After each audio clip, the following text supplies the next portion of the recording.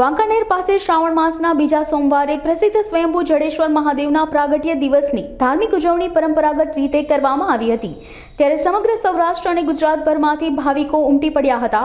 જડેશ્વર મહાદેવ દાદાની વાજતે ગાજતે રવાડી કાઢવામાં આવી હતી તેમજ સમગ્ર વર્ષ દરમિયાન માત્ર શ્રાવણ માસમાં દાદાને મહોરું ચડાવવામાં આવ્યું હતું અને મહંત હસ્તે મહાઆરતી કરવામાં આવી હતી। ત્યારે આ અલભ્ય દર્શનનો લાભ લેવા હજારો ભાવિકો ઉમટી પડ્યા હતા। મંદિરના પરિસરથી રવાડીની વાજતે ગાજતે પ્રારંભ કરી લોકમેળાના મેદાનમાં પણ ભાવિકો અલભ્ય દર્શનનો લાભ લઈ શકે તેમ રવાડીને મેળાના પરિસરમાં પણ ફેરવવામાં આવી હતી।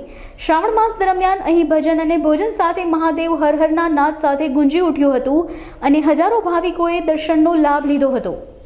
આજનો આ મેળો છે એ શ્રાવણ માસ દરમિયાન વર્ષો લગભગ આશરે 500 વર્ષથી આજનો જે દિવસ છે સોમવાર એ પ્રાગટ્ય દિવસ નિમિત્તે યોજાય છે અને લગભગ ગુજરાતભરમાંથી યાત્રિકો દર્શન અને મેળાનો આનંદ લેતા હોય છે।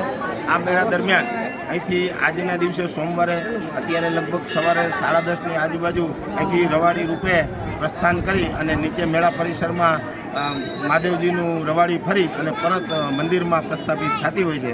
એટલે આ મેળાનું ખૂબ જ મહત્ત્વ રહેલું છે અને આના ગુજરાતભરના યાત્રિકો આનો ખૂબ જ લાભ લે છે।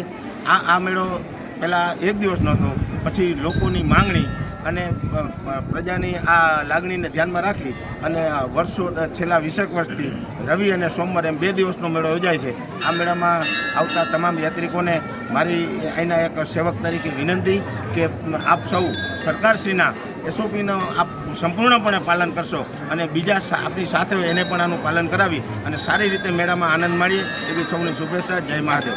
આજરોજ પવિત્ર શ્રાવણ માસનો બીજો સોમવાર હોય, સ્વયંભૂ શ્રી જડેશ્વર દાદાનો પ્રાગટ્ય દિવસ હોય, જે નિમિત્તે લોકમેળાનું આયોજન કરેલ છે અને અહીંયા ઉપર લાખોની સંખ્યામાં ભક્તો આવી રહ્યા છે અને દર્શનનો લાભ લઈને પોતાની ધન્યતા અનુભવી રહ્યા છે। ત્યારે આજરોજ જડેશ્વર દાદાના પ્રાગટ્ય દિવસ નિમિત્તે સ્વયંભૂ શ્રી જડેશ્વર દાદાની રવાડી મંદિર પરિસરથી 10 વાગે શરૂ થઈ નીચે મેળા ગ્રાઉન્ડમાં અને મેળામાં ફરી અને પગથિયા જે આપણે દાદાના જે પગથિયા છે રતન ટેકરીના એ પગથિયા થઈ અને પાછી મંદિરે પધારશે અને બપોરે મહાઆરતી ત્યારબાદ મહાઆરતી થવા।